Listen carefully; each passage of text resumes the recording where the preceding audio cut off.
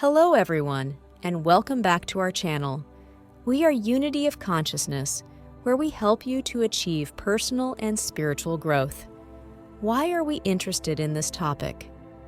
Once an individual understands that we all are part of one universe and consciousness, then we will realize that we all come from the same source.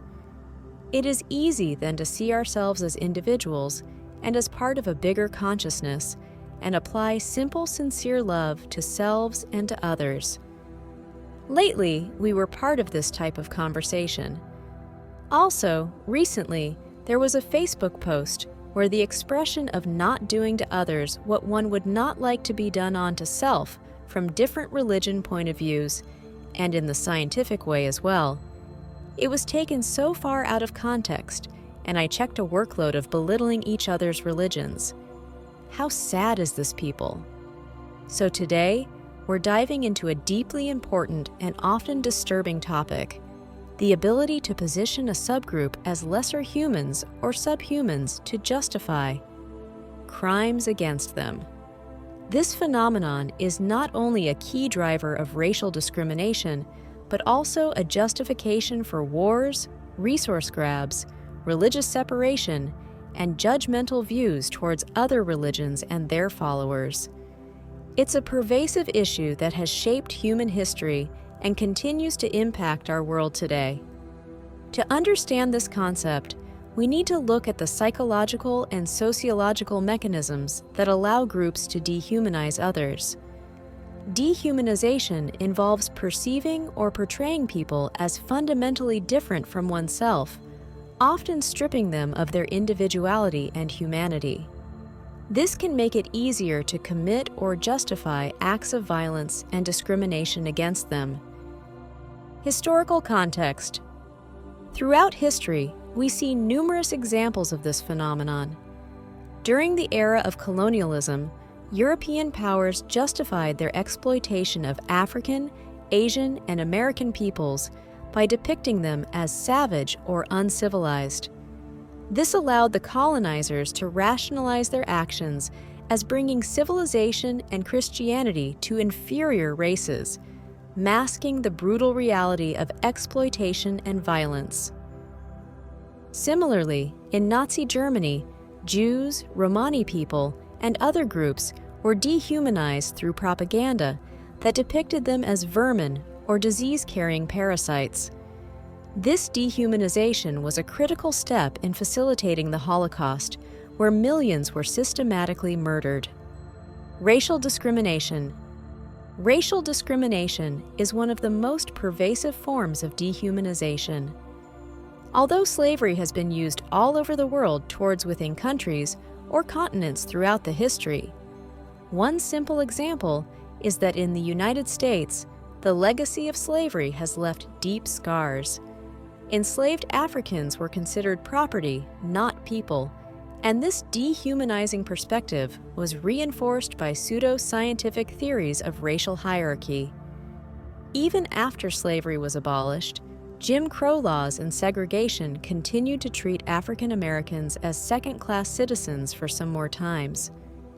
The most disturbing after effect in this type of discrimination is that many people cannot move beyond the point of the victim, and that can hinder even more their future. In more recent times, the criminal justice system and policing practices in many countries disproportionately target minority communities.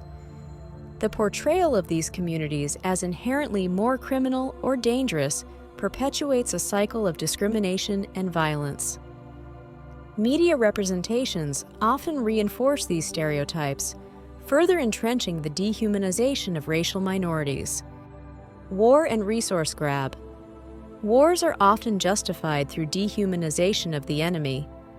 By depicting the opposing side as barbaric, evil, or less than human, governments can rally their populations to support military actions that would otherwise be seen as unjustifiable.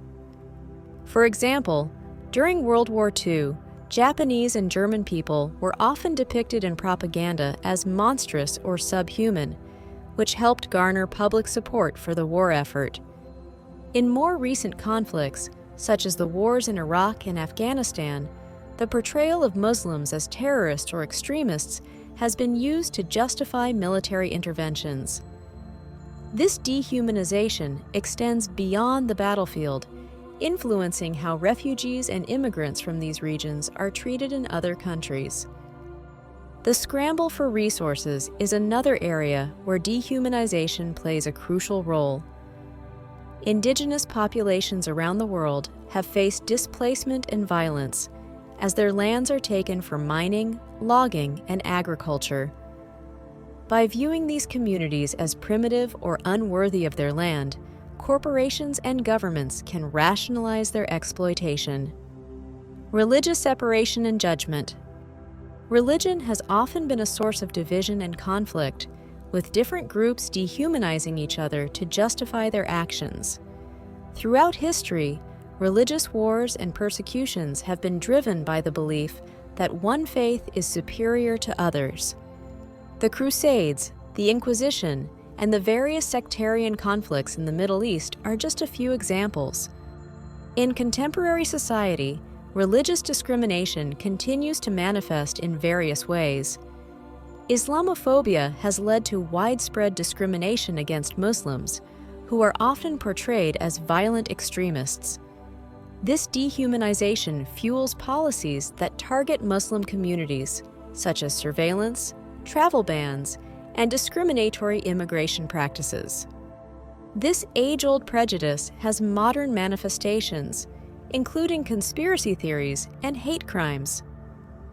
Other religious groups, such as Hindus, Sikhs, and Buddhists, and many more, also face discrimination and violence based on their faith. Psychological mechanisms. Dehumanization is often driven by fear and ignorance.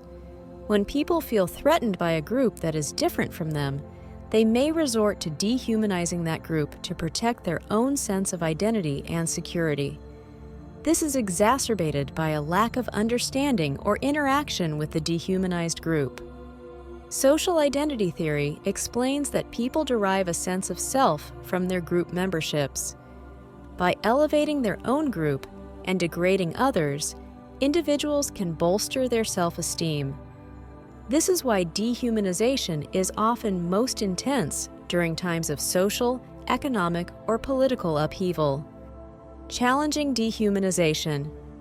To counteract dehumanization, it is crucial to promote empathy and understanding.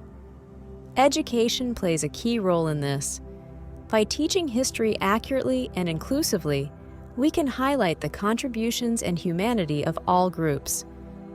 Intergroup contact, where people from different backgrounds interact and form relationships, can also reduce prejudices and dehumanizing attitudes. Media representation is another important factor. When diverse groups are depicted positively and authentically in media, it can challenge stereotypes and humanize those who have been dehumanized. Activism and advocacy can also bring attention to issues of dehumanization and push for policy changes that promote equality and justice. Dehumanization is a powerful and dangerous tool that has been used throughout history to justify crimes against various groups.